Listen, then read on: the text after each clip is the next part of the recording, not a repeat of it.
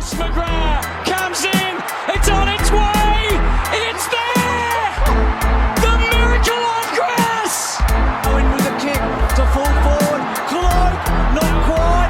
Blair, Collingwood back in front. The seed. He delays the give. Franklin. This is Buddy Franklin. This is the greatest showman. Poor fans can't bear to watch. They led by 28 points at one stage, but the perfect storm is erupted. Oh, who else? McDonald.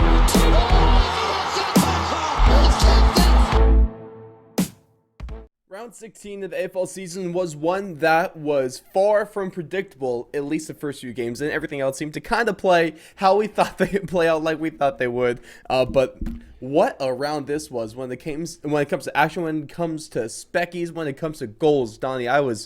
I was just enthralled by the highlights that we saw from this round alone. I think everything's going crazy. Collingwood might have just secured their spot in the finals. There's a team that's definitely on the slide that you're probably not too happy about. And Port Adelaide, have they officially signed their own death warrant when it comes to finals hopes for 2022? All that and more, because one of the most underrated coaches in the league is getting what he deserves, is what I would say. And there's also a player that the Giants are about to lose, and I am not too happy about it. But ladies and gentlemen, thank you so much for tuning in to our breakdown for round 16 of the AFL season. Of course, I'm your host, Ross Allen, joined alongside by the best in the business, Coach Donnie Hess. And Coach, how are we feeling after this round? You know, probably not the funnest.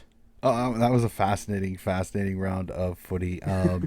There is the red-hatted Swan supporter of mine that is the weekend kind of did not start off real well for me on Friday night, as the Swans kind of lost a game that I think a lot of people they penciled in 4 points, and it might have actually been kind of to the detriment of their finals. We'll have to see. It'll really be interesting, but man, the start of the weekend did not start off well, but in all, it was a great round of footy, some incredible games, and I'm looking forward to chatting about it, especially considering we are leading up to some hellaciously good games to start off this round, so cannot wait.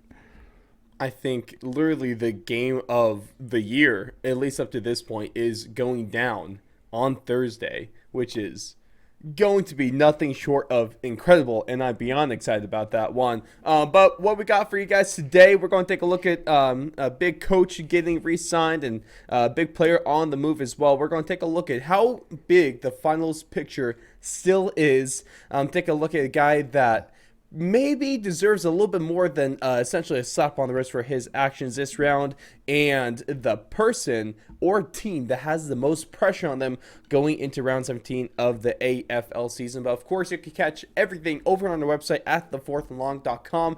Everything footy related is at thefourthandlong.com/AFL. You can find us on social media on Twitter and Instagram at fourthandlongmedia, and you can find us on YouTube, Apple Podcasts, Spotify, Rumble, all that fun stuff. We are there. But what we got for you first is the headlines of the round, brought to you by Coach Hess. Break it down for us, Donnie. Oh man, these headlines are very interesting because it's a little bit of everything. We start off. We have to start off right off the bat of the early game with the Saints knocking off the Blues, keeping their finals hopes alive, as kind of the opposite of what happens in the next game, as the Saints come into the game against the Blues and everybody had the Blues winning. The Blues looked to be the team on the rise after some big wins, and the Saints played probably their best game that they have over the last 10 or 12 rounds. So they've kept themselves alive. Now the questions go back over to the Blues. Are the Blues a little bit of a pretender? We'll really have to see. I mean, I don't think the Blues played a bad game. I just think the Saints played a better one. We already kind of talked about it. Second headline, Swan stumbled, leaving a chance to miss the 8. Unfortunately, they're sitting there hanging by the barest of margins in the 8, with a massive matchup with the Duggies coming up this week. So whether it was a horrible performance or not, I'm not going to sit here and throw out a ton of things other than Did the Essendon play better than they did the first time they played the Swans? Absolutely. Dylan Shield played a magnificent game. Essendon in all played a much better game. And the Swans were wasteful. They were absolutely woeful in front of goal. 14 behind in that game. I mean, I've heard it on numerous podcasts. If the Swans kick straight, they probably win that one by 30. So is it that simple? No, I don't think it's that simple. I think there were much more to it. But in all, Essendon won the game. They were the better team in the long run. So the Swans have to pick up themselves by their bootstraps and move on to this next round. Tough one for the Swans. Definitely going to be highlighting on them here in just a matter of minutes. So look forward to that sure. one. We go. Collingwood survived the Suns. The Suns' unlucky loss potentially ends finals dreams. I'm not going to fully put a line through the Gold Coast Suns, but that loss to Collingwood definitely made it very, very difficult for them to make the finals. But again, another strong showing by the Suns. Collingwood survive it, play well. The scare might be is how long is Darcy Moore out with that injury, with that knee injury? We'll definitely have to see. But the Pies, the Red Hot Pies, have won 7 in a row and are screaming potentially at maybe being a wild card for making the top 4. We'll have to keep an eye on how that goes. And another absolutely scintillating game to end the round is Freo survives scare from Port, as like the Suns, Port's finals hopes may have been dashed in the process. Unfortunately, Kenny Hinkley and the Power, that 0-5 start is really, really, really an albatross around the neck of this Power team, as they again much more difficult schedule than the Gold Coast Suns, and they still pretty much need to win out to even have a chance to make it. Unfortunately, I think the Power are done, which really, really is sad, since they are such a good club. They're playing much, much better footy now than they did at the start of the season, but this loss hurts. This loss hurts a lot. And let's go ahead and talk about Port Adelaide here, Donnie, because we're going to hop into our overreactions here. Of course, this is part of the show. We like to start things off early because we all have opinions from each and every round, each and every game, each and every umpire call. We have a strong opinion. Well, maybe not strong, but maybe you guys do, actually. I've seen Twitter, and I think that statement is correct. But we got overreaction for you guys, and this is where I have 3 statements for Donnie. It's up to him to determine if it's indeed an overreaction or if there's actually some truth to that. And on the backing of that Port Adelaide headline, let's go ahead and talk about them, Donnie. Because starting us off, we're going to assess their hopes right now. Because as of right now, they've kind of been half drowning this whole season, just trying to stay afloat, especially after they took a big dive to start the season, like you mentioned, going 0-5 to start things off. Now, their finals hopes might just be at the bottom of the bay. So, statement number 1, Donnie, Port Adelaide has unofficially, but officially, with air quotes, been eliminated from finals contention. Oh, we look at it. Let's just really quickly. We'll look at. I'm looking at the ladder here, and they are 8 points back. So that is 2 full games back from Sydney at 36. But St Kilda is also going to be hard for them to grab 36 8 points from their last of their But the other thing too. that doesn't help them too is their percentage is low. It's 103.9. So that is a low percentage. That is lower than St Kilda, who is currently in the 9th position, and that is not taking Western Bulldogs and Gold Coast, who are also in that little mix. But I just went through and I picked out their remaining schedule, and it is not giving them a ton of great opportunities.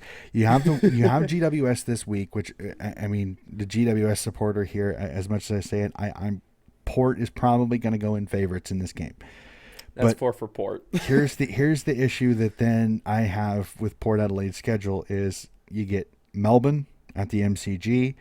You get the Cats, though it is at the Adelaide Oval, and then back to the MCG for Collingwood, back to the Adelaide Oval for the Richmond Tigers before ending the year against Essendon and the Adelaide Crows. legitimately in the showdown where they should be wearing the prison bars, by the way. If you want to catch our full conversation and debate about that one, go ahead to our show from last week. Check it out, AFL Round 15 Breakdown, or just a segmented YouTube video over on our channel. Go check that one out now if you haven't already. Super happy for the support we got from all those Port Adelaide supporters, because apparently we're right, and apparently we know more, and apparently we've also been nominated to take over as co-CEOs for next year. And although I would love that position, I don't think the Aussies would love the idea of Americans running their sport. And I don't feel comfortable with the amount of hate threats that we would get in the mail. But go check that one out if you guys that one got so much traction when that came out. I laughed so hard. I went through the comments early when it first came out, and it was like, well, you can definitely tell the Port fans love us and the non-Port fans are a little skeptical. And I know that some of the Adelaide Crows fans were even kind of like, dudes, really? You're going there? So it was kind of interesting. Yeah, we're for going sure. there. But no, it's unfortunately, as much as the Power fans probably loved us last week, they're probably not so happy with the news I'm going to bear. I have trouble seeing them winning more than 3 games of these last 7.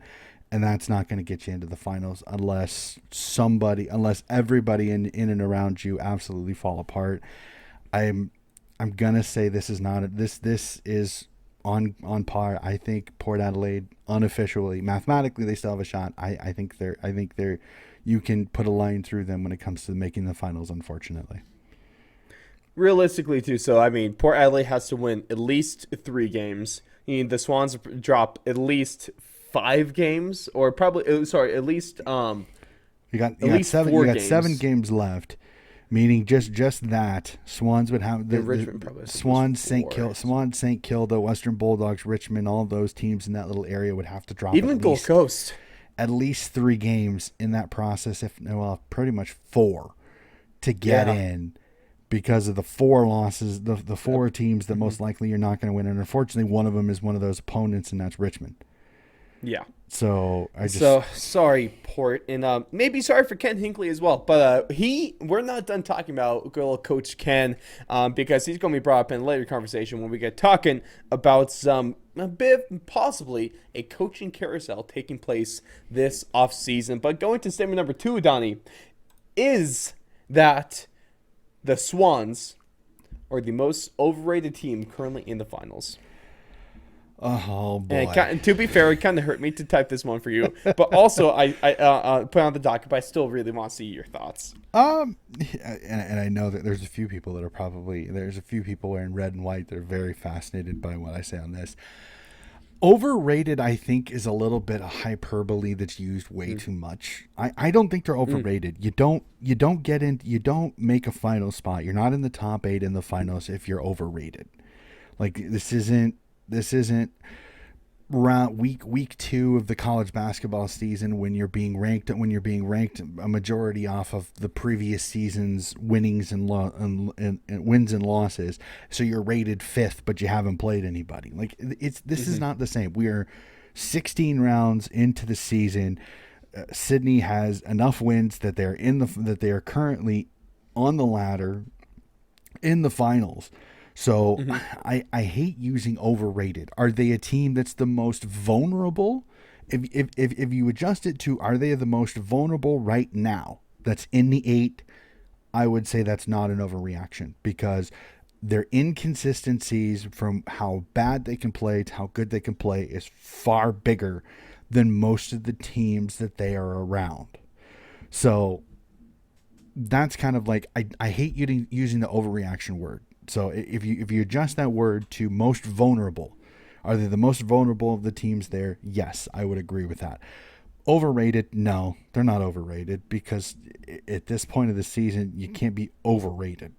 There's no ranking system here. So to be fair, hard to call them overrated as well, just because we know how hard the Victorian media kind of pounds on the Sydney Swans. They're not too kind to you guys, Donnie. So that's another point you got put in. I think they're more worried about a particular Richmond Tiger who they're still trying to get him to comment whether he's planning on locating himself north or not, and a few how much disdain that he greeted them with this week. We won't go Also, into that. But. I love how Dusty is kind of giving the middle finger to the media right now, either saying quiet or even going against them. Dusty, you're amazing, and way to stick it to him because it's pretty damn entertaining. But speaking about Victoria, let's talk about Melbourne, and let's also talk about Geelong because segment number 3, Donnie, it's Melbourne, it's Geelong, and then it's everyone else. Oh man, I don't, because of Fremantle and Brisbane's stumbles over the last 2 or 3 rounds, I don't think this is an overreaction right now. It's hard not to argue that Geelong Melbourne tomorrow morning is a grand final preview, because this could be what we see as a grand final matchup if these teams continue to play the way they are playing. Fremantle, Brisbane, they're going to raise their hands. Carlton, I think, is also going to raise their hands. Richmond may raise their hand when it comes to being the foil to that particular plan. But right now, it is hard not to say that Melbourne and Geelong are kind of a pedestal above many of the others, and the others just keep punching each other and falling down the rungs of the ladder. So, no, I don't think this is an overreaction at all. I don't think it is either. I'm really right there with you, Donnie. Like, that's why I am so damn excited for the first game of round 17, because it's going to answer quite a lot of questions when it comes to grand final contention, when it comes to the real leader of the pack here. For either team, Melbourne, if they win this, they're undisputably the best team in the league.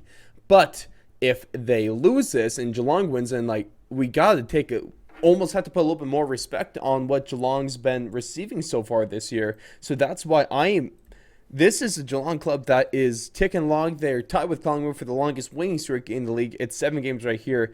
And one thing that I wouldn't necessarily call it unnoticed, because it's not I guess anything remarkable.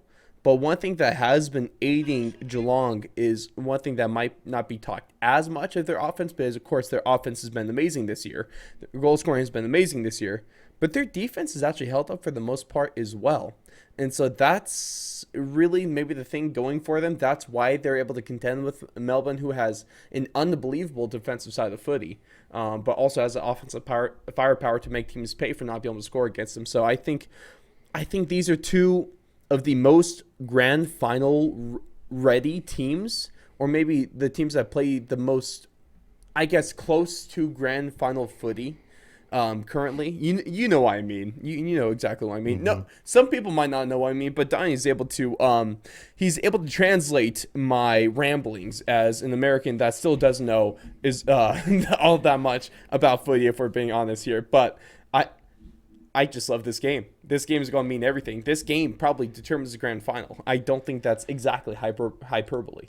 It's definitely going to be a fun one. I'm not going to sit here and say this is for sure the grand final match, because the finals can get wonky at times. It just really depends. It's so messy. It really depends on matchup, who gets where, because as we've kind of discussed that the Geelong's biggest negative for them sometimes going to the finals is having to play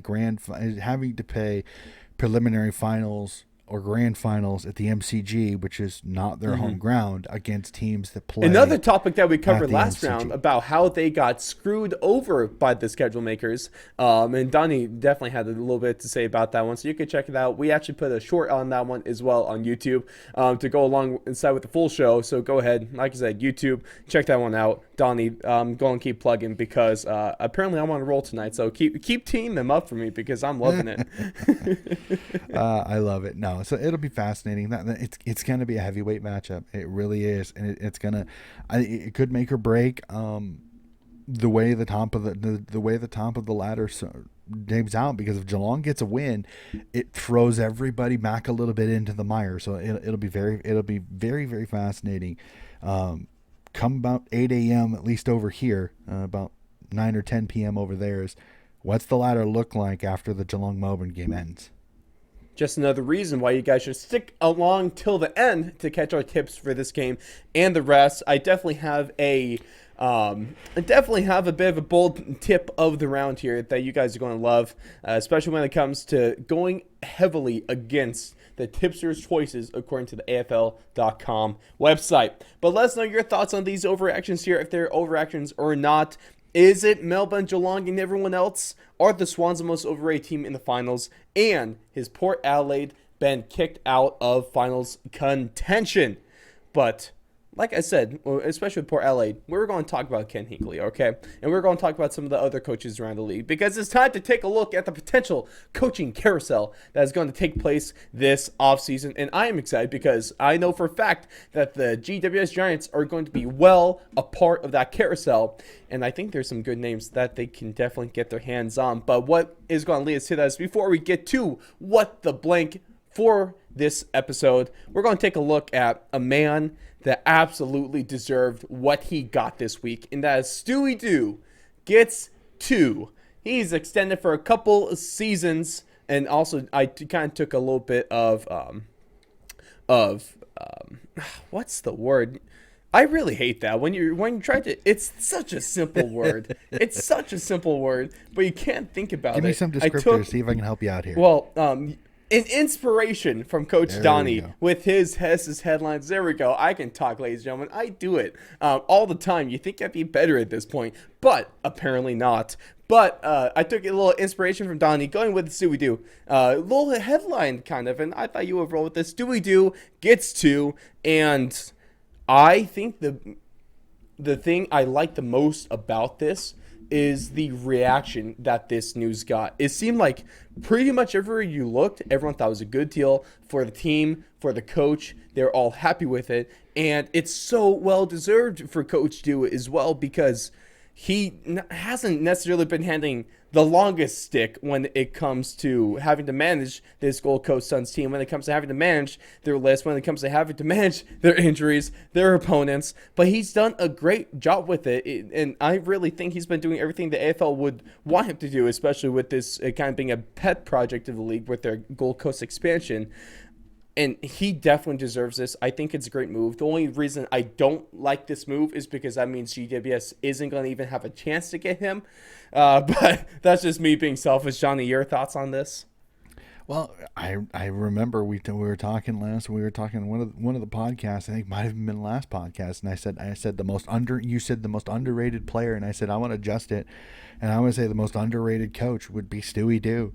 And to see this news yesterday, at least last night for us here, and mornings for our Australian viewers, I didn't see a single negative thing that was even come close to being posted about Stewie Dew getting this job. Everybody was happy for him. Everybody was excited for him.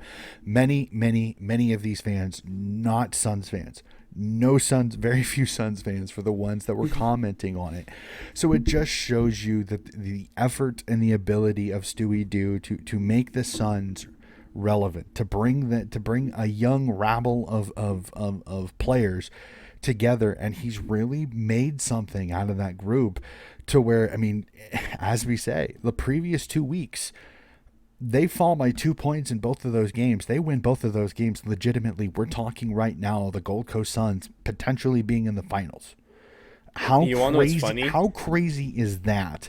Donnie, that conversation is still not dead, in my opinion. I still think this one is difficult because I would give it about a 15% chance of happening. But there is hope for Stewie Dew and the Gold Coast Suns to still make the finals, which is not something I was necessarily expecting to say at this point in the year. Well, if you ask some people, I mean, think about the headlines going into this season. One of the most talked about discussion points was, how soon will Clarko take over for Stewie Dew, and how soon will Stewie Dew get the ass? Like, legitimately, we went into this season, everybody was talking about it. Stewie Dew was the first one. He was already fired before the season even started. Like, legitimately, he was dead man walking. There was no way he could do it.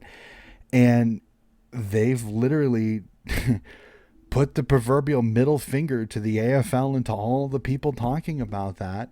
And I've thoroughly enjoyed it. I think they have been an absolute wonder to watch. So I love the Suns. I love what he's doing, and legitimately, the only thing that bugs me about this is that I've heard this said by a few media members, and unfortunately, I do agree. This means next year the Suns have to make the finals. They have to make the finals if they can keep everybody healthy and on the list, on the park. The Suns have a big enough gripe with the talent that they have on their list. They should make finals next year. And I don't think that's completely unreasonable, though. it's not unreasonable, but it's terrifying for a young list because it's a lot of pressure. Yeah. It is That's fair. a lot fair. of pressure on a team that has a lot of players under the age of 28. So it's just a very, very interesting little situation we got here. I pulled it up really quickly because thinking the Suns still have a chance for the finals. They got the Richmond Tigers this week. That's not an easy draw, even up in Metricon. Nope. I'm not super confident in that one. Essendon, Honestly, I I see 16 points here possibly. Yeah, North Melbourne they should win. Hawthorn they should probably win. West Coast is still up in the air. I don't know what West Coast you're going to get because West Coast is injury riddled. But We've seen a few different. They've things. put a scare into a couple of opponents over the last few weeks. They're not just a pushover anymore. That's Not solely anymore. just for North Melbourne at this point. Well, 3 weeks ago, you'd have said their final four games. There's only one game that you're worried about, and that's Geelong, in round 22. I mean, like I said, 3 or 4 weeks ago, you had West Coast, you had Hawthorn, and you had North as 3 of your final 4 games. You're chalking up 12 points already. That's not as simple anymore. And Essendon, I don't think Essendon is as easy as a 4 points as some people were talking either. So I mean, Brisbane's got a shot, but they're gonna have to pull a few. They may have to beat Richmond. They may have to try to get an upset over either Geelong or Brisbane to give themselves a shot, and I'm just not sure if that'll happen. Of course. I think it might happen though. I'm not saying that it's going to. I'm just saying that there's still hope there over on the Gold Coast. And one of the interesting things that's going on now is some news that just broke a little bit before we started recording this, actually, over Wednesday night here in the States, Thursday morning over in Australia, is that according to Mr. Brown of, I think it's Fox 47, he said that Alistair Clarkson has he's kind of keen on the Essendon Bombers, which of course assumes that they move on from their current coach. They bring in Alistair Clarkson, so that's an interesting thing to hear. And then with our kind of thoughts that Port Adelaide is not going to make the finals, we could it's fairly safe to assume that they're going to move on from Ken Hinckley as well. So that puts a few coaches possibly there in the mix, whether it be for GWS, whether it be for Port Adelaide, whether it be for Essendon as well. So I think it's going to get a little bit crazy. I still got my fingers crossed that GWS does come down with Clarko as their head coach. I would be so ecstatic to see what he can do with that list, even without possibly Tim Taranto. So we'll see what happens, Donnie. I think it's going to be crazy, though. There's going to be a lot of movement, potentially. It'll be fascinating. It definitely throws a little bit of a curveball in the GWS ranks because I think there was some people probably that were banking on Clarkson being a high thought process for GWS's job because there is a ton of young talent. There is some things there, but for him to kind of earmark Essendon, it's a very fascinating earmark because it throws a lot of curveballs at Essendon's coach currently and kind of the review that they're currently undergoing because I mean if they you don't want to say people are doing stuff to make things happen, but you're almost worried that will they try to find issues so then they can let go of their current coach to let Alistair Clarkson come back in. Wouldn't be the first time that's happened. Yeah, so there's a little bit of to it a little bit, but I don't know. But that sends a shockwave a little bit through because Gold Coast job is now off the table, so we don't have to worry about that one. And then the fact that he's earmarking Essendon definitely makes it very fascinating. it's Technically, going to be a wait and see big time over this offseason, especially if Essendon does let their coach go. Exactly. Technically, the only job opening in the league right now is in Greater Western Sydney, but there's definitely at least a couple that might be opening up by the time this season is over. But let's know your thoughts on that one. Who's Alistair Clarkson going to go to? Who's going to fill in for GWS? Is Ken Hinckley's job kind of off? It was what I'll call that one. Let us know your thoughts in the comments below, or hit us up on our socials at Fourth Lawn Media on Instagram and Twitter, or Coach Hess at Coach Hess 40 on both platforms as well. But speaking about the aforementioned Tim Taranto, let's go ahead and talk about him, because news has broke recently that some Victorian clubs are circling around the young gun, the young midfielder from the Giants, with Richmond and Collingwood being among the key suitors in case he seeks a trade. A lot of this speculation comes on. Tim Taranto has been saying pretty silent about this, or saying pretty private with his choice. A lot of it is believed to come down to who is going to be taking over the mantle for GWS next season, which of course is a totally logical thing to do. If you're a player, you kind of want to see who's running the club. If you want to make a decision, I think that's perfectly fine about that one. But remember the second overall pick in the 2016 draft. He's out of contract at the end of this season, but not a free agent until 2024. So we got, like I said, it's the Tigers and Magpies that seem to be keen on taking him back to Melbourne if he decides that he wants to leave in a trade that is going to work out here. So, first off, I hate this thought, because I would love to keep Tim Taranto on this team for the foreseeable future, because he's great and he's still super young. And he kind of broke out last year as well. I became a huge fan of him for his performances last year. I think I remember him being huge in their regular season game against Geelong late in the year that helped propel them to finals. I love the kid. He's older than me. Why am I calling him a kid? Damn. I love the man. That's funny. I think I hope he's going to stay. I hope they get some good. Maybe Clarko is why he's going to stay here. But I guess we'll see. What do you think about this one? Is he on the move, or what can save him, if anything? It'll be interesting for that one. Timmy Taranto is one of the.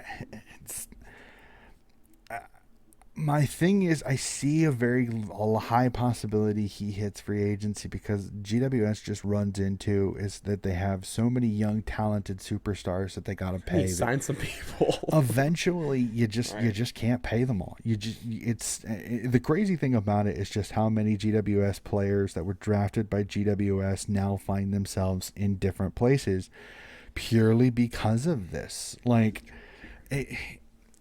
Jeremy Cameron, Adam Treloar, Aiden Core. There's so many. You could literally make it. Stop. You could stop there. I don't need to hear these names. If you think that's bad, Gold Coast is just as bad. Legitimately, Gold Coast is just as bad. I remember watching a game this week. They showed a highlight of one of Gold Coast's biggest wins over the Magpies back in 2010. Mm-hmm. And 80% of the guys that featured for Gold Coast in that game don't play for the club anymore. Oh. Yeah, like Tom Lynch, Dixon, Ablett Jr., I don't know why I keep May. Tom Lynch. Yeah, the scary part to think about is how many superstars were drafted up to Gold Coast and have left since then. And it's the same thing a little bit with GWS. Clearly to get that team going. Well, you could say the same thing for GWS a little bit too, and I think that's kind of Adam Treloar is a former GWS player. Dylan Shield. There's so many. So unfortunately I see Taranto being another one of those. He's a casualty because of the finances. Unless something changes, or unless he's going to take a lot less money than he's probably expecting, I see Taranto hitting the free agency market. Does he stay in Sydney and try to go over to the red side? I highly doubt it, because I think I'm seeing a few tweets from a few friends of mine that are like, who would you prefer, Dusty Martin or Tim Taranto? The majority of the answer is neither. Like I am legitimately not kidding with you. Like the most people that have responded to that when they say neither, and the reason that they say that is because why spend $1 million on a guy like Dusty Martin or a Tim Taranto when you can spread that $1 million among 6 or 7 players of your youngsters for your Dusty's future? definitely gonna be worth more. I think Tim's probably gonna be closer to like that 700,000 range, which is still a good chunk of money. But at least he's not gonna be looking for. Well, he likely isn't, and he probably isn't going to get that 7-figure mark. Definitely going to be interesting to see where he lies because, especially depending on his price point, depending on the club he makes it to, man, that could be a hell of an impact player. Especially maybe see him on Collingwood next year. That definitely adds a little bit of a. Which is really interesting considering 2 years ago we were getting on Collingwood about having to salary dump to save their salary, and now all of a sudden they have tons of salary cap space. So it's kind of interesting. Guess they did a good job. They're already. It sounds like they're pretty much on the last legs of signing Daniel McStay from the Lions to be another forward for the Collingwood Magpies, which could be interesting on how does that affect the future of your favorite player Mason Cox. So I don't know. Mason Cox at GWS, bring it on, Donnie. Let's go. Oh boy, it'll be interesting to see. I have a hard time seeing Taranto staying at GWS unless he takes a pay cut. And it would hurt. It would really. He has no hurt. reason to. But I agree. It's just with the caliber of player that he is, I highly doubt that. So unfortunately, I potentially see him donning a new Guernsey next year. Yeah, honestly, the last thing I would be is mad or disappointed if he refuses to take a pay cut because that man deserves to make a decent bit of cash in his next contract. So we'll see what happens there. It's been nice knowing him, though. So I'm just going to let that one go in peace, apparently. But let's know your thoughts on those couple on that. Where is Tim Taranto going to end up next year? Is he going to stay with GWS? Is he on the move? Or is GWS going to end up with Mason Cox, the best American footy player of all time, and the best American Australian footy player of all time as well? Please let it happen. Put that into the world so I can see the best player in the league on the best team in the league. Go ahead and book that. Oh man, we'll see. We'll see. Definitely not talking hyperbole here, even though I really am. But what we're going to hop into before we get into the best list that the world has ever seen when it comes to Coach Donnie's team of the round for round 16, which we're definitely going to actually talk about this round. No need to go into anything specific. We got what the blame. We're going to be taking a look at some real contenders here in the window of the finals. And take a look at maybe a bit of a slap on the wrist for this Brisbane superstar. But for those that don't know how this segment works, I got 3 statements for Coach, and it's up to him. And there's a blank at either the beginning, the middle, or the end. It's up to him to fill in the blank with whatever he so chooses. And starting us off this round is the finals contender list is blank teams deep. Oh, I look at this is that going through the schedules of both Port Adelaide and the Gold Coast Suns. Unfortunately, I think it's 10 right now. I think it is 10 deep, but I am also one of those that I think the game Friday morning, at least here between Sydney and the Western Bulldogs, could be an eliminator for the Western Bulldogs because if the Doggies don't win that one against the Swans, that would then again put them 2 games back. With only 6 games left, which is a very, very tough road, and they don't have a super easy schedule. So honestly, right now, I'm going to say 10, with the chance of potentially being down to 9 if the Swans knock off the Doggies this week. I think it could be down to only one extra team to get knocked out when it comes to making the finals, because it's just 2 or 3 games is a huge, huge ask, especially this late in the season. And we're almost locked into the top 8. That's exciting. I think the most movement we're going to get is possibly, I think the most movement we're going to get, whether it comes to finals or top 4, is maybe it's going to be the top 4. Oh, I think it's definitely going to be top 4. Considering right now, second through 4th is all tied at 40 points, and 2nd through 6th has only a 1-game difference. There is going to be more movement in the top 8 than there is outside of it. Like, legitimately, I agree with what some people said. I don't think we're going to know the matchups of who plays who until the final game is done on round 23, which I'm hearing rumors, because it's still floating, because round 23 has not set. There are talks that it could be the mega rivals Collingwood and Carlton as the last game on Sunday for the round, which could be massive, because if both Carlton and Collingwood have a chance for top 4, that game could be even more into it than is already in the first place. So I look at it like this, is that I think the top 8 is going to fluctuate, is going to change. We are not going to know who plays who until the end of that final round, because I think percentages are going to be absolutely massive to who plays where. Well, I don't think it's out of the question that, and I think it's actually very, very likely that someone is going to miss the finals off of percentage points this year. Mm-hmm. And I could completely see that. And here's the other thing too, that you could see crazy happenings. If Geelong beats Melbourne, and both Brisbane and Fremantle win, you could have 4 teams at 48 at the end of this round. 4 teams tied for top of the table. This season's been so much fun, dude. Here's the other thing. If somehow craziness happens, you could literally see it to where there's only a 1-game difference between 1st and 8th if things happen the way they could. I don't think it'll happen.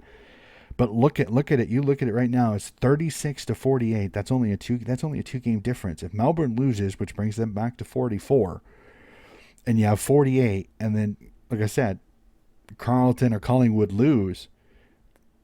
I mean, literally, you could have within 2 points. It is absolutely insane how close this could be going into just next round, let alone the last 6 rounds of the year. And the funny part is, we already discussed it a couple podcasts ago. We have our predictor ladder that we get to do here in a couple of rounds, which I think is going to be fascinating by then, because it could be even more insane by that I time am not period. looking forward to doing that, because literally it's going to be wrong every single round. So, Well, here's the thing. gonna I be just fun. did my math, sir. That's next episode. Ooh, Because the this is pressure's coming on. round 18 and 19, Here comes the pressure. 19, 20, 21, 22, 23. That's 5 rounds left, meaning after this round. So that's the next episode. You will get to see our predictor ladder. We're going to go through on the website, do the prediction boy. ladder, and we will say who's going to make the finals. Oh boy, I am Cannot wait looking for forward to that that one. and not looking forward to that all at the same time. So that means you better stick around for next week. The best way to do that is following us on our socials or subscribing to us on YouTube, following us on Spotify and Apple Podcasts. Statement number 2, Donnie, is that Hipwood's fine for bumping an ump is blank. It depends on who you talk to on this one. Exactly. Oh man, I have never seen so much discord between panelists on shows. Like I watched the first crack, and Yeah. David King wanted him suspended for several games. He did it on purpose. And then literally next breath, Lee Montagna goes, yeah, he should get a fine and that's it. And then literally went through why. And David King went, huh. I get some good points there. So it was. Here's the thing. If you watch the Vision, Mm-hmm.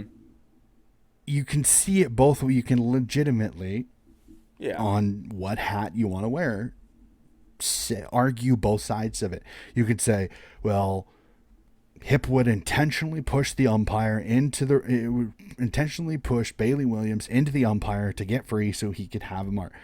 But if you look at it though, as well, just before they bump each other, Williams steps into Hipwood's running lane, or the direction he's running, thus initiating contact. So it wasn't a push, it was body on body Get out of the way. contact, and he was kind of trying to defend his space. So I think a fine is okay. I think this is one of those situations. We don't know what Hipwood is thinking, and we never will, because Hipwood's never going to come out and be an idiot and say, yeah, I intentionally pushed him into the umpire. No person should ever be that dumb. No. So he's not going to say it. So we're never going to know.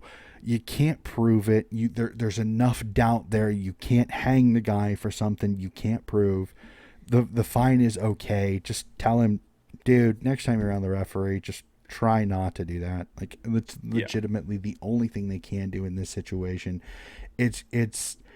I understand why some people are frustrated. I understand why some people want him suspended, but you can't prove beyond a reasonable doubt that he did it intentionally. And again, the ultimate source is him, and he's never going to say it. So, fine. I think this is one the league got right. This is one of those, because it's not like a big fine either. It's like it's a reminder fine. Be like, hey, don't do this. But it's also not one that's going to like screw him over with unfair punishment. I thought this was well done by the league. I say, if a specific word, I say understandable. That his fine is understandable. I understand completely why he got the fine.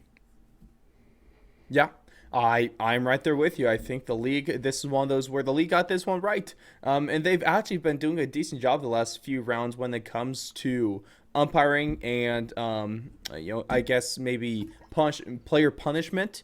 I've appreciated what the league's been doing, especially you can get our thoughts on the big umpire change that they made last round. Go ahead, check that out over at our round 15 breakdown, or of course our segmented video over on YouTube. But our last what the blank statement for this round is, Coach blank has the most pressure on them in round 17. This could be team or player. I'm gonna say team because again I'm gonna make it a little bit simpler, and because we've already discussed them, and that's the Western Bulldogs.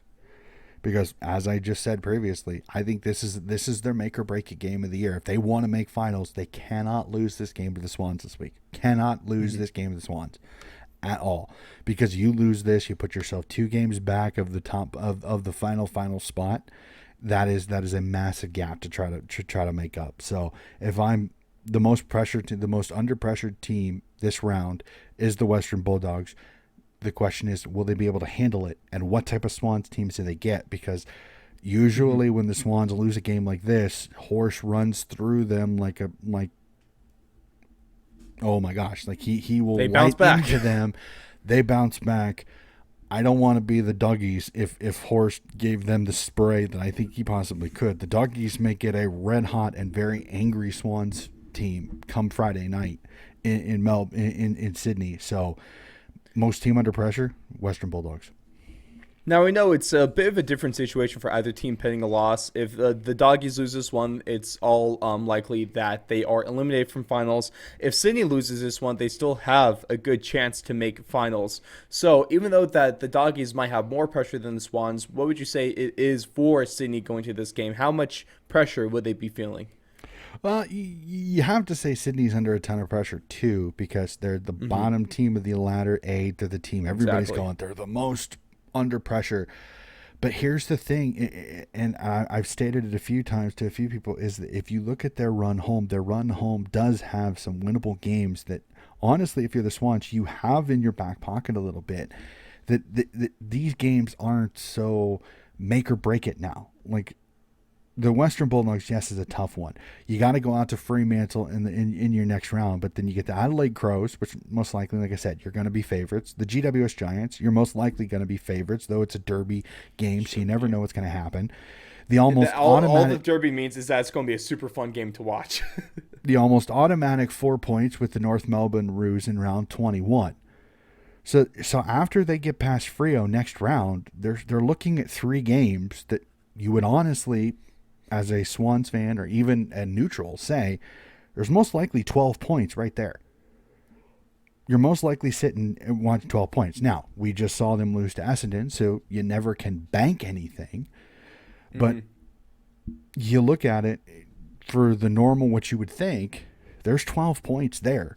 So you've got a little bit of wiggle room going into those final 2 rounds to where you get those 12 points. You could be sitting 5th or 6th. and 2 games gap, meaning you can afford to not have to win both games of those last 2 games of the season to get into the finals. And with St. Kilda, you just don't know what type of team you're going to get. And Collingwood are beneficiaries of winning close games, to where if they get tested, will they fold? We don't know. Collingwood's kind of another one of those wild card teams. Yes, they've won 7 in a row, but a lot of them have been under 2 goals and have been close games. Will they crack if the pressure gets to them in another game? So if you're the Swans, there's pressure, but it's not the same pressure the Bulldogs, where you're like, oh crud, if you lose this game, you're in trouble. Like, you almost have to win out to make finals if you're the Western Bulldogs if you lose this game on Friday. Where I guess the difference between those two clubs is, go ahead. yeah, it's more of like the Doggies, it's a must-win. The Swans, we really should win this one. It's you would really like to win it, knowing you've got Fremantle the week after. Yeah, at least get a little bit of momentum going into Freo, because that could very well be a very good Freo team, especially what happens this round. And an Optus Stadium too, which is their better ground. Yeah, I was just going to look to see where is this game being played. It's at Optus Stadium. That's why I was saying that this game has a little bit of pressure. It's not a ton of pressure, but it's, if you're the Swans, you want a little bit of positive momentum going to the horror venue that is Optus Stadium for road teams against Fremantle this year.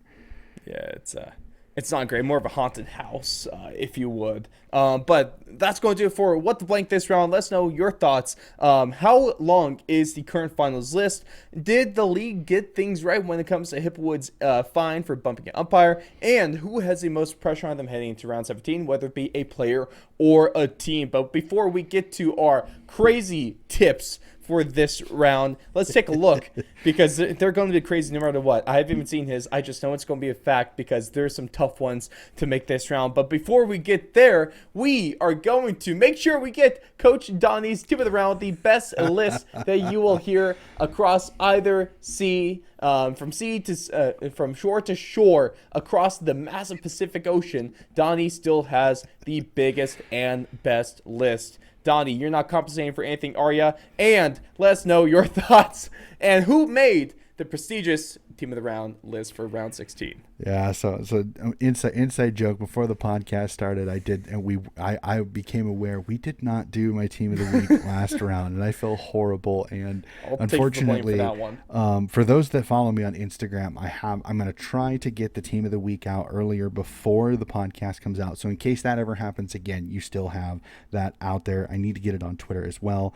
I just had not had a chance to do that before. So team of the round this week, some great performers. So we always start with the defenders.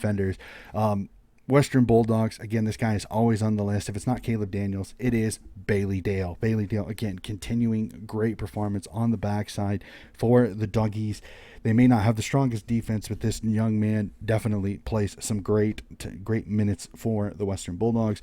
Carleton's Adam Sod. Again, this guy has absolutely stepped up for a depleted Carleton backline. He has still got a stinging left boot on him, can put it anywhere on the pitch, and is quick Hard as to a be sad hiccup. when you got Sod. Yeah, exactly. An absolutely all-Australian performance by Jack Sinclair of the St. Kilda Saints. 37 disposals in this game, absolutely everywhere.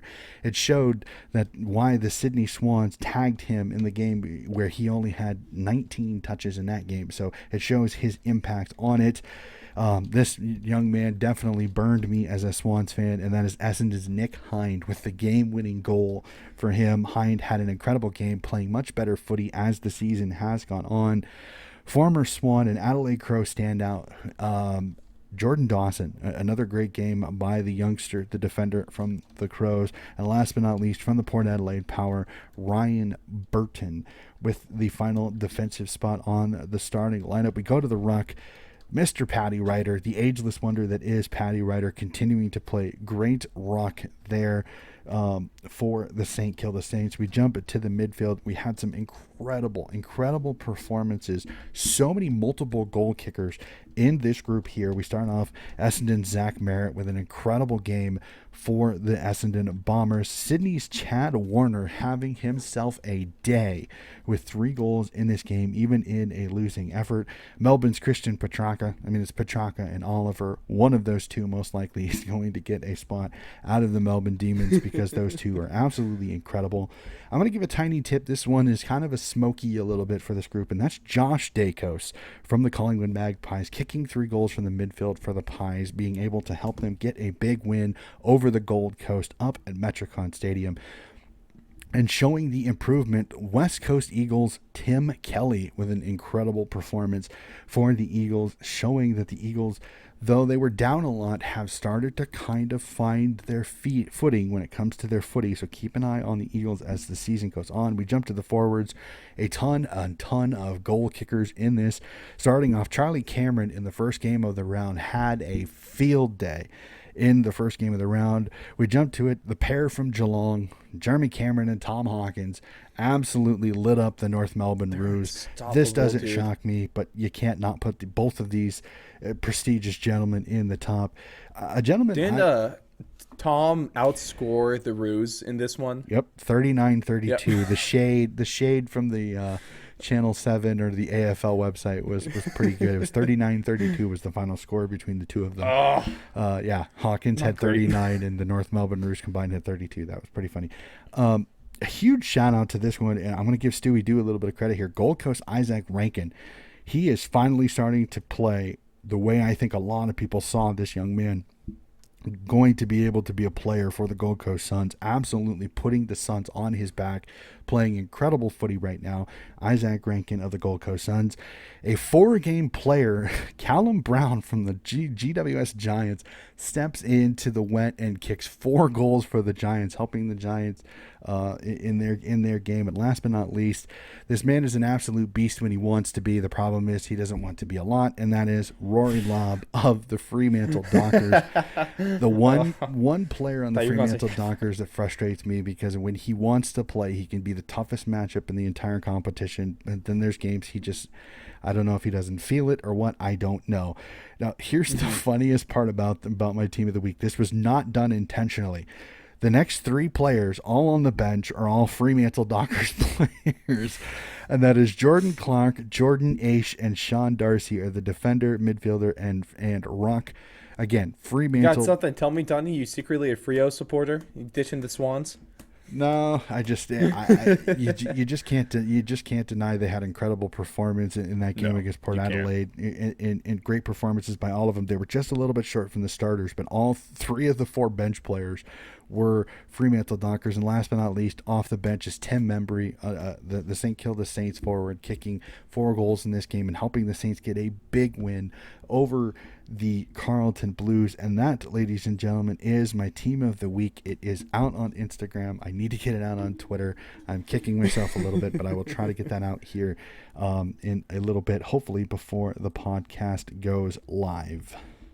And of course, it probably will. I just love that last round. So last round, if you watch the video, you might have seen a little bit of latency when it comes to you might have looked like you're watching an old school Japanese film, because my words did not necessarily match up between the audio and the movement of my mouth. Essentially, stuff hit the fan last round when it came to recording, and it was perfect because I was like, yeah guys, typically I get this out a few hours, this time it took about a few hours longer than usual, so I definitely jinxed myself last round. Do my best to not do it this moment. Keep your fingers crossed that technology actually works out the way it says it will. Once that happens, then we would essentially be living in heaven, because we will never have that during our time on this earth. But thank you so much for your list. You're a fantastic one, of course, Donnie. Of course, you find them on Instagram and Twitter at Coach Hess40. Go ahead, check that one out. Those posts are going to be coming out a little bit more consistent, or so he says. I think we'll see. Well, at least we'll get 2 of the week. I'm going to try to be sure to at least get those on Instagram and then Twitter. I'm a little bit more active on Twitter when it comes to it, so I'm going to try to get them both up on each. Heck yeah. So I think you'll blow up. Yep. Best footy account on Twitter, in my opinion, besides, of course, me. Definitely no bias there. Maybe a little bit. Who knows? But before we cap things off, ladies and gentlemen, it's time for our tips for round 17. And it's not going to be an easy week, especially with the first couple of games that we got going on, because of course start us off is going to be quite possibly the most important game of the entire season, and that is the Geelong Cats, the Melbourne Demons. This is at the GMHBA Stadium. The odds are very, very close. Melbourne is slight favorites in this one, and slight favorites according to the tipsters as well, according to the AFL.com site. They are tipping the Ds at 53%. And, Donnie, I'm going with the hottest team in the league right now, and that's the Geelong Cats, taking it at home. Obviously, this isn't an easy tip to make, but going off of form, and also I think really comes down to the difference in grounds between the MCG and the GMHBA in this one too. I think that's going to play a big role. This one I bounce back and forth a little bit. Yeah, because I see everything that you're saying completely. Actually, completely agree with a lot of the things you say. Here's the thing that I made this tip before the teams even came out a little bit too. I think Melbourne's midfield is going to be just such a pain. Dangerfield looks better. This is great, but after Dangerfield, there's not the strength that Melbourne has with Petrarca, with Oliver, with Viney, with Brayshaw, with all of their depth in the midfield. I think that's going to hurt. And then the fact that now Gawn and Jackson are both in, so Reece Stanley now goes from climbing up just the tiniest kitty hill to the massive mountain that is Jackson and Gawn. This made my tip even a little bit more confident. My only worry with those two is the fact that Gawn and Jackson could come in underdone. That they're worried about trying to get the number one spot, that they're bringing them back a week or two early. So that's my only worry that I sit there and say on that. So I'm going to tip Melbourne. Conveniently, I just received a text message from our great esteemed colleague, that is Brad, with his tips, and he has also gone with the Melbourne Demons to win this game over. So that is two. Okay, so we'll see if I could catch him with this one then. I think I am 4 games back on him right now, so this one might be able to help me. You got to remind me before we do our tips each week to do the tip ladder, because I always send us home the tip ladder. So I know we'll rewind just the tiniest bit. Tip ladder going into this round again. Ross is correct. He is 4 games back with 92 wins. Brad has 96. Ross has 92. Myself with 90, and my good friend Zach with 82 wins on the season. So we go into this season, again, 4 games back, so we may have to make some moves, you and I, or Brad may run away with us. You know what? I'm going to have to make some moves this round, and a way I'm going to make some moves is by tipping Geelong, and another way I'm going to make some moves on is with my bold tip of the round, because even though all the stuff we're talking about when it comes to doggies and swans, and how the Swans are probably going to win this game, if we're being honest here, I am tipping the Western Bulldogs. I am going to have my cake and eat it too. I think Sydney's going to win, but I am tipping the doggies. It's my show. I can do what I want, damn it. And this is my promise to you guys. Every single round, you're going to get at least one bold tip of the round. This is mine right here. Just 15% of tippers going with the doggies, and I am going to ride with them on this one. They're going to handle the Sydney Swans at the SCG as underdogs, and they're going to stay alive when it comes to finals contention. All right, I don't think that's as big a bold statement as you probably want it to be. I think a lot of people are tipping Sydney. Well, no, I think a lot of people are tipping Sydney plain and simply off of the fact that Sydney is at home. Sydney is the team in the finals, and the doggies have struggled a little bit over the last few rounds. The reason I'm tipping Sydney, and Brad is also tipping Sydney as well, is that with a small. I'm moving on 2 games this round, guaranteed. Let's go. Oh, it'll be very interesting after just the first 2 days how this ladder sits. Definitely. The doggies handball game may not work as well on the shorter Sydney Cricket Ground. Their handball game, I think, works really well on big grounds, on grounds when they can get space. Sydney defends usually pretty well. They were a little sketchy a little bit against Essendon, but it was more the kicks that burned them more than handballs. So I'm worried that the smaller ground, the tighter confines, and a little bit of pressure may undo the Doggies' style a little bit. Plus, you got to remember the Doggies beat the Swannies earlier in the year. Could Horse bring back that tape and make some adjustments from that? So I'm gonna tip Sydney with this, but I don't think this is as big a bold tip for you as you think it is. This concerns me as a Swans fan of another loss, because this is a very good Doggies team that when they get going can be very, very dangerous. Yeah. I think it's going to be a fun game, though. At the end of the day, I think we're going to have a lot of fun with this one. It's going to be very competitive, but what's probably not going to be competitive at all is the Collingwood Magpies and the North Melbourne Roos. 99% of tippers going... I appreciate that. I try. Are going with Collingwood, unsurprisingly, especially at the MCG. What more do we have to say about this one? There isn't. We're tipping Collingwood, and anybody that doesn't tip Collingwood needs to be taken to a mental hospital. There we go. Or they're just a hell of a fan for the Roos. So either way, I respect it. But the next one, that's a 3 tip for Collingwood there. Don't even have to think about that one. Oh yeah. One you got to think about a little bit more, and one I was definitely really considering here was Gold Coast and Richmond. They're actually the odds. I don't think I've seen this before, Tony. They are perfectly even, $1.92. And actually, this is for both St. Kilda and Fremantle, the game after this one. So the odds for both games are even. But 76% of tipsters are going with Richmond, not too surprisingly. I really could see the Gold Coast Suns take this one. But with Richmond's placement on the ladder, I don't think they lose their spot this round. All right, you're tipping Richmond? I am tipping Richmond. Okay, Brad is tipping Gold Coast. Brad is tipping he might give Gold me on this Coast one in this game. I'm tipping Richmond as well in this one. I just think Richmond's playing pretty good footy. It's up in Metricon, so it'll be interesting, but I think they both play surge footy. I think Richmond just plays surge footy a little bit better. Wits and Nank is going to be... And that footy can handle the wet conditions a little bit better as well compared to some of the other teams. The surge mentality is not about the perfect possession like some teams are. Like they don't mind kicking it off the ground, just chasing it. So I'm going to tip Richmond in this one, but I think this could be an absolute cracker game up at Metricon Stadium. It'll be a fascinating one. So I have Richmond, and Brad has Gold Coast.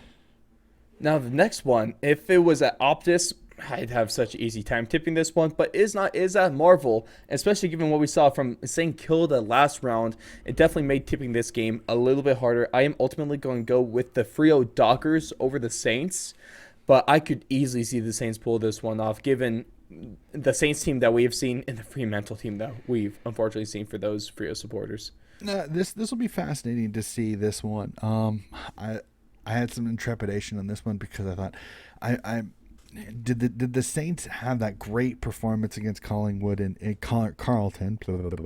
Pick the correct C team, and usually sometimes when that happens, you get a letdown in the next game. And Fremantle is the worst letdown team you can have because this is a vulnerable team. They're on the road. They don't play as well. I'm also going to tip Fremantle. Brad is also tipping Fremantle. So all three of us have got the Dockers in this one. But this one is one of those I looked at a lot because, again, Saints can on their day win it. But I think Fremantle's got a little too much for him in this time. Next one we got is heading on over to the Oval. We got Port Adelaide taking on GWS, and please, Giants, win this game. I don't think they will. I think Port Adelaide wins this one. I think Port wins this one. It's a tough home ground to play on. It is. Adelaide Oval, they're tough there. They play well. GWS just... The fans are amazing too, by the way. Well, I had to get back in the good graces. We kind of talked them getting kicked out of the finals. I had to talk them back up with what's still truth is that those fans are fantastic. The Port Adelaide supporters are fantastic. Never tear us apart is still one of the coolest things to watch when it does happen. So I've got Port. Brad has got Port. I think Port's just a little too strong. GWS again. They have this thing of play a good team, play a good team, they play okay. Play a bad team, they play good. So it's kind of one of those. I think Port is a much better team than their record. I think Port would be in the finals if they didn't have that 0-5 start. So I'm going to go off a good team against GWS and go Port Adelaide on this one. Now, the next couple of games, maybe even the next few, I was actually kind of considering if having one of these is my bold tip of the round. Ultimately, I didn't feel as good with these ones as my earlier one. But Brisbane and Essendon, I'm going to assume that Brisbane's going to handle Essendon. But given the couple of games we've seen from the Bombers recently, I don't know. I guess they can. I'm tipping the Lions, but I wouldn't be super shocked if Essendon actually does something crazy. It's up at the Gabba. I think Brisbane kind of stabled themselves. I think the three-headed monster is going to give Essendon's defense trouble. I think Brisbane wins this one. I think Brisbane knows they have to win games to stay in that chance for top two. So we're definitely going to look at that when it comes to it. So I will tip the Brisbane Lions in this one, but I really did look at this one as being a potential upset, but just not enough confidence in Essendon to be consistent enough to do that. So Another potential upset game is going to be taking place at Marvel Stadium. We got the Hawthorn Hawks taking on the Adelaide Crows. About $1 separates both these teams in terms of betting odds, but tipsters are way higher on one, with Hawthorn taking home 85% of all tips.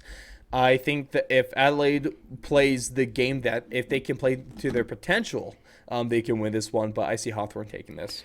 I'm also one of those. I looked at Adelaide hard on this one. I really, really did. But Hawthorn's just one of those that they play a very gritty style of football, and Adelaide sometimes when you get a little physical with them, they can be a little jumpy. So I'm going to tip Hawthorn this one at Marvel Stadium, and I believe Brad tipped Brisbane and Hawthorn as well.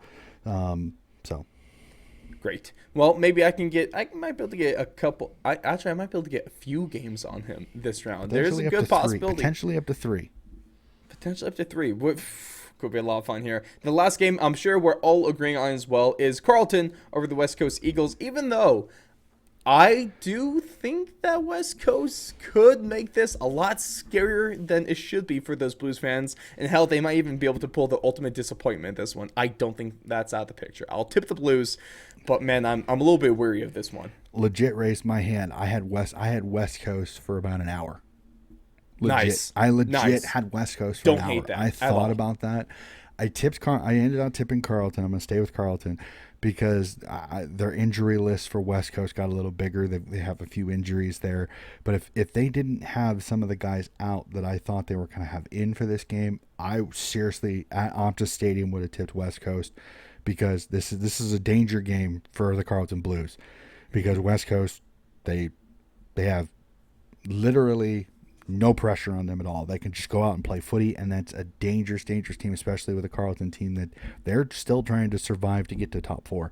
So I tipped Carlton. Brad tipped Carlton as well, but legit raised my hand. I had West Coast for about an hour. I sat there with West Coast going, I think they could potentially do this, and talked myself out of it a little bit as I've seen the teams come out over the last couple of days. And man, I'm super excited. Brad, better watch your ass because I'm coming.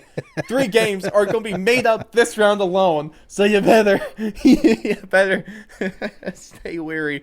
Oh boy, either this round's going to be amazing for me in terms of our standings, or it's going to spell disaster for my season. So we'll see. We will definitely see. But ladies and gentlemen, thank you so much for sticking around to the end. Of course, those are our tips, and this has been our breakdown for round 16 of the AFL season. Wow, not great. But what we're going to do here, of course, catch us everywhere. Like I said, social media, Twitter and Instagram at Fourth and Long Media or at Coach Hess40 as well. You can catch everything over our website at thefourthandlong.com/AFL for footy, or just no / if you just want everything. Of course, the amazing shirt that I am wearing right now gets even sexier on the back because, of course, if you know me at all, you know I am a huge fan of big cocks, and I will never get tired of them. Go ahead, check out our shirt, thefourthandlong.com/apparel for your very own tri-blend cotton t-shirt to show your love and your support for big cocks. The best player from America that the league has ever seen, and there's no one that even comes close to competing with him for a couple of reasons. But of course, like I said, catch us at social medias, subscribe to us on YouTube, Rumble, follow us on Spotify, Apple Podcasts, all that fun stuff. But Coach, your thoughts in one word or phrase: undo. Say that one more time again. Undo. Undo. Your thoughts on do. On do. Do. Your thoughts. Do. You like do? I'm actually not a big soda person. I keep that. I was almost I guess we're much a minimum. I was thinking almost the nice dew on the grass like we do see over at the Metricon. There's a couple different dews. Scooby Doo. You like Scooby Doo? Where are we going to go with this? Where am I going? I don't know. I don't know. We're still trying to figure that out. Let's pinpoint a dew here. I like your connection, Metricon, the dew, because you do get dewy situations, especially late night. Fun. I think footy sometimes when the ball is slippery can be very fun because it kind of takes away the skill and kind of makes it a grunt game. It's not about how good you are. It's how physical you want to be at the footy, how much you attack the footy, because in a game where you've got dew, the ball's a little slick, it can neutralize some skill advantages to some. So I think it makes the game fun. Well, ladies and gentlemen, dew is fun, and make sure to stick around next round when we talk about Scooby-Doo doing the dew at the dew of Metricon. Doing, yeah, whatever. We'll see you guys next round.